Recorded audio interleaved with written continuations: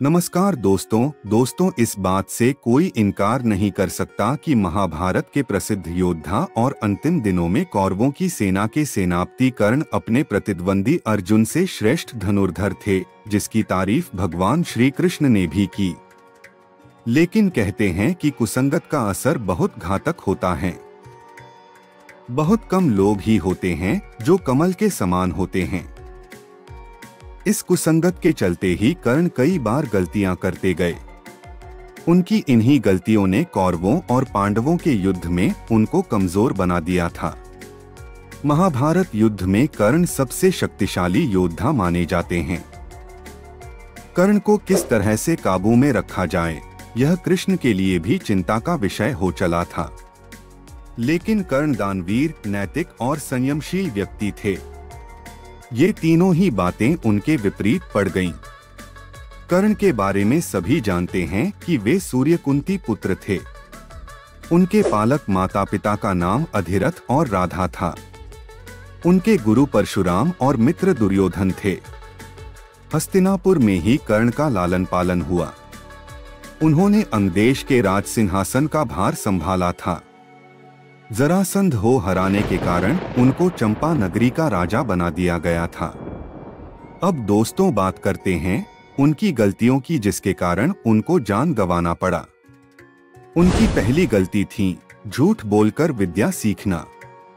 उस काल में द्रोणाचार्य, परशुराम और वेदव्यास को ही ब्रह्मास्त्र चलाना और किसी के द्वारा ब्रह्मास्त्र का प्रयोग किए जाने पर उसे असफल कर देना याद था।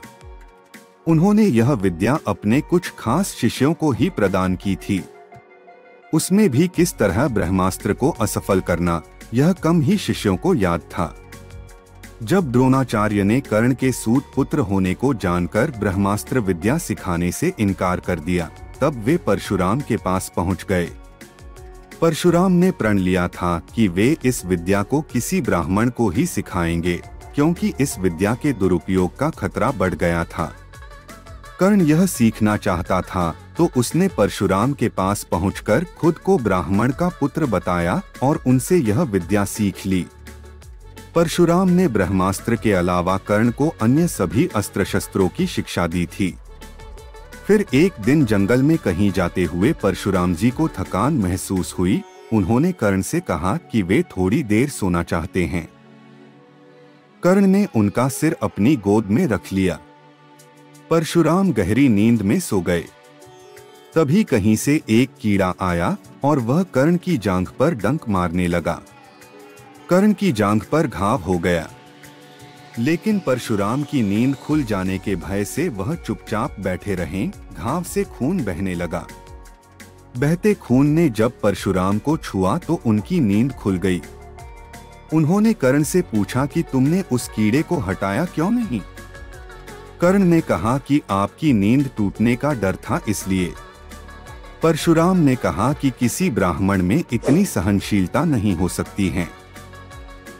तुम जरूर कोई क्षत्रिय हो, सच सच बताओ।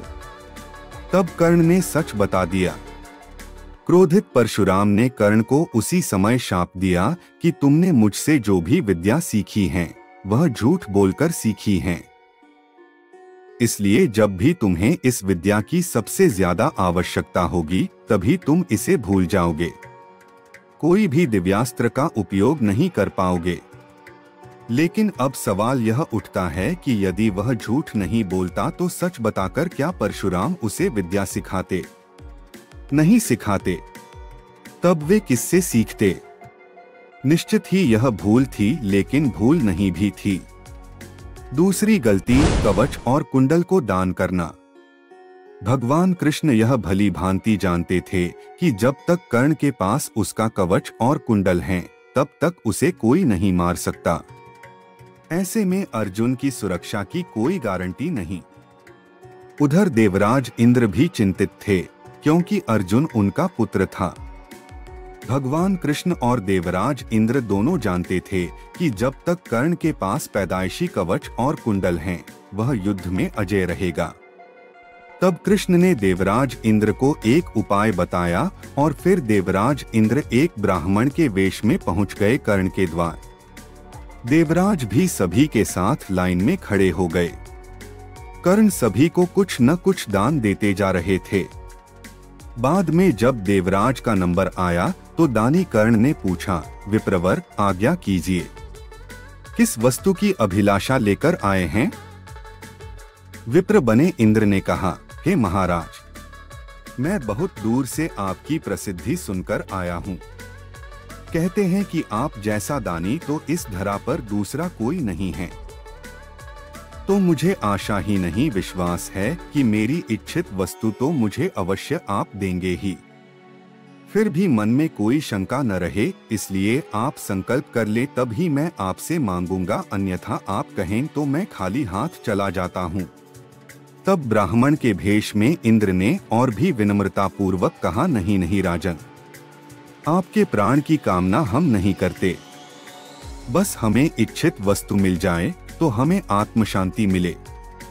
पहले आप प्रण कर लें तो ही मैं आपसे दान मांगू। कर्ण ने तैश में आकर जल हाथ में लेकर कहा, हम प्रण करते हैं विप्रवर, अब तुरंत मांगिए।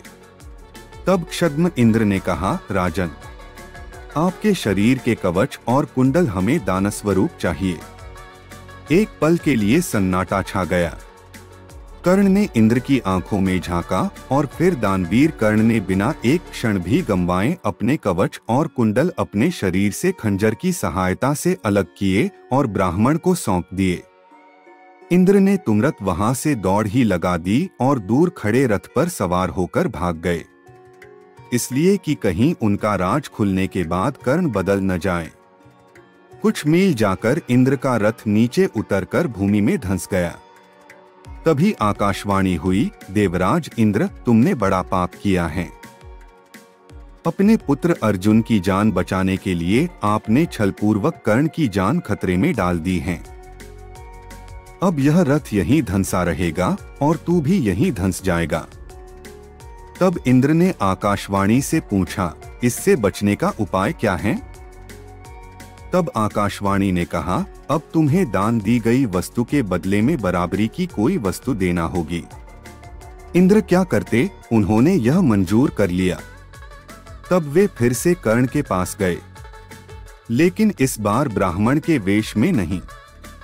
कर्ण ने उन्हें आता देखकर कहा, देवराज आदेश करिए और क्या चाहिए? इंद्र ने झेंपते हुए कहा, हे दानवीर कर्ण, अब मैं याचक नहीं हूँ बल्कि आपको कुछ देना चाहता हूँ। कवच कुंडल को छोड़कर मांग लीजिए, आपको जो कुछ भी मांगना हो। कर्ण ने कहा, देवराज, मैंने आज तक कभी किसी से कुछ नहीं मांगा और न ही मुझे कुछ चाहिए। कर्ण सिर्फ दान देना जानता है, लेना नहीं। तब इंद्र ने विनम्रता पूर्वक कहा, महाराज कर्ण, आपको कुछ तो मांगना ही पड़ेगा, अन्यथा मेरा रथ और मैं यहाँ से नहीं जा सकता हूँ। आप कुछ मांगेंगे तो मुझ पर बड़ी कृपा होगी। आप जो भी मांगेंगे मैं देने को तैयार हूँ। कर्ण ने कहा, देवराज, आप कितना ही प्रयत्न कीजिए, लेकिन मैं सिर्फ दान देना जानता हूँ, लेना नहीं। मैंने जीवन में कभी कोई दान नहीं लिया। तब लाचार इंद्र ने कहा, मैं यह वज्ररूपी शक्ति आपको बदले में देकर जा रहा हूँ। तुम इसको जिसके ऊपर भी चला दोगे वो बच नहीं पाएगा। भले ही साक्षात काल के ऊपर ही चला देना, लेकिन इसका प्रयोग सिर्फ एक बार ही कर पाओगे। कर्ण कुछ कहते उसके पहले ही देवराज वह वज्र शक्ति वहां रखकर तुरंत भाग लिए। कर्ण के आवाज देने पर भी वे रुके नहीं। बाद में कर्ण को उस वज्र शक्ति को अपने पास मजबूरन रखना पड़ा। लेकिन जैसे ही दुर्योधन को मालूम पड़ा कि कर्ण ने अपने कवच कुंडल दान में दे दिए हैं, तो दुर्योधन को तो चक्कर ही आ गए। उसको हस्तिनापुर का राज्य हाथ से जाता लगने लगा। लेकिन जब उसने सुना कि उसके बदले वज्र शक्ति मिल गई है, तो फिर से उसकी जान में जान आई। अब इसे भी कर्ण की गलती नहीं मान सकते, यह उसकी मजबूरी थी। लेकिन उसने यहाँ गलती यह की कि वह इंद्र से कुछ मांग ही लेता। नहीं मांगने की गलती तो गलती ही है। अरे, वज्र शक्ति को 3 बार प्रयोग करने की इच्छा ही व्यक्त कर देता। उनकी तीसरी गलती थी वज्र शक्ति का गलत जगह उपयोग। 14वें दिन का युद्ध अविलक्षण रूप से सूर्यास्त के बाद तक चलता रहा और भीमपुत्र घटोत्कच, जो अर्धअसुर था, कौरव सेनाओं का बड़े पैमाने पर संहार करता रहा। आमतौर पर असुर रात्रि के समय बहुत अधिक शक्तिशाली हो जाते हैं। दुर्योधन और कर्ण ने वीरता से उसका सामना किया और उससे युद्ध किया। अंततः जब यह लगने लगा कि उसी रात घटोत्कच सारी कौरव सेना का संहार कर देगा, तो दुर्योधन ने कर्ण से ये निवेदन किया कि वह किसी भी प्रकार से इस समस्या से छुटकारा दिलाएं। कर्ण को विवश होकर शक्ति अस्त्र घटोत्कच पर चलाना पड़ा। इस प्रकार वज्र शक्ति अस्त्र का प्रयोग घटोत्कच पर करने के बाद वह इसे बाद में अर्जुन पर ना कर सका। चौथी गलती सर्प की बात नहीं मानना। अब यह कथा कितनी सच है, इस पर तो शोध होना चाहिए, क्योंकि यह लोक कथा पर आधारित है। माना जाता है कि युद्ध के दौरान कर्ण के तुनीर में कहीं से एक बहुत ही जहरीला सर्प आकर बैठ गया। तुनीर अर्थात जहां तीर रखते हैं। यह पीछे पीठ पर बंधी होती हैं। कर्ण ने जब एक तीर निकालना चाहा तो तीर की जगह यह सर्प उनके हाथ में आ गया।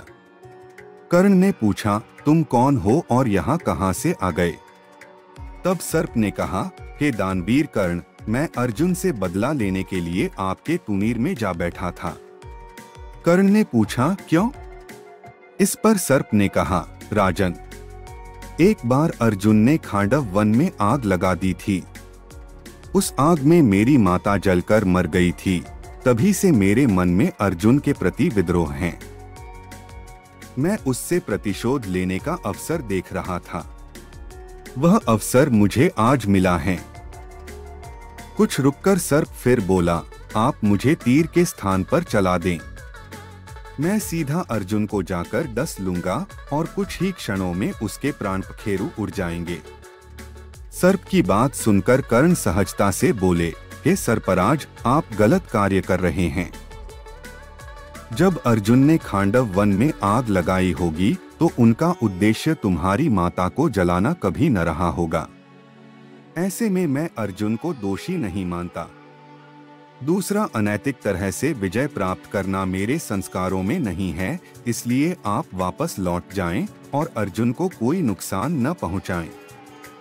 सर्प वहां से उड़ गया और कर्ण को अपने प्राण गंवाने पड़े। दोस्तों, अब यहाँ सवाल उठता है कि कर्ण का यह कदम उचित है या नहीं, क्योंकि युद्ध में भगवान कृष्ण ने भी कई बार छल का प्रयोग किया था। पांचवी गलती था ब्राह्मण का शाप। परशुराम जी के आश्रम से शिक्षा ग्रहण करने के बाद कर्ण वन में भटक रहे थे। इस दौरान वे शब्दभेदी विद्या सीख रहे थे। एक दिन जब वे इस विद्या का अभ्यास कर रहे थे, तब उन्होंने एक गाय के बछड़े को अन्य वन्य पशु समझकर शब्दभेदी बाण चला दिया और उस बाण से बछड़ा मारा गया। तब उस गाय बछड़े के स्वामी ब्राह्मण ने कर्ण को शाप दे दिया कि जिस प्रकार उसने एक असहाय बछड़े को मारा है, वैसे ही एक दिन वह भी तब मारा जाएगा जबकि वह खुद को असहाय महसूस करेगा और जब उसका सारा ध्यान अपने शत्रु से कहीं अलग किसी और काम पर होगा। हुआ भी यही था कि जब कर्ण का अर्जुन से घोर युद्ध चल रहा था, तब उसके रथ का पहिया बार बार भूमि में धंस जाता था और वह उसे निकालकर फिर से युद्ध करने लगता था। ऐसे समय में जब फिर से उसके रथ का पहिया भूमि में धंस गया, तब वह फिर से उसे निकालने लगा और उसे उस समय घबराहट भी हो रही थी। वह उसका सारा ध्यान युद्ध के अलावा पहिए पर चला गया था। वह खुद को असहाय महसूस कर रहा था। ऐसे मौके का लाभ उठाकर अर्जुन ने कर्ण को मार दिया। दोस्तों, उनकी छठवीं और अंतिम गलती थी माता कुंती को वचन देना। एक बार कुंती कर्ण के पास गई और उससे पांडवों की ओर से लड़ने का आग्रह करने लगी। कर्ण को मालूम था कि कुंती मेरी माँ है। कुंती के लाख समझाने पर भी कर्ण नहीं माने और कहा कि जिनके साथ मैंने अब तक का अपना सारा जीवन बिताया, उसके साथ मैं विश्वासघात नहीं कर सकता। तब कुंती ने कहा कि क्या तुम अपने भाइयों को मारोगे? इस पर कर्ण ने बड़ी ही दुविधा की स्थिति में वचन दिया, माते, तुम जानती हो कि कर्ण के यहाँ याचक बनकर आया कोई भी खाली हाथ नहीं जाता, अतः मैं तुम्हें वचन देता हूँ कि अर्जुन को छोड़कर मैं अपने अन्य भाइयों पर शस्त्र नहीं उठाऊंगा। दोस्तों, हुआ भी यही। कर्ण के पास कई मौके आए अर्जुन को छोड़कर अन्य को मारने का, पर वह हर बार की तरह अपने वचन से बंधे रहे। दोस्तों, आपको इसमें से कौन सी गलती कर्ण की सबसे बड़ी लगती है? कमेंट करके आप बता सकते हैं। वीडियो देखने के लिए धन्यवाद दोस्तों। जय हिंद, जय भारत।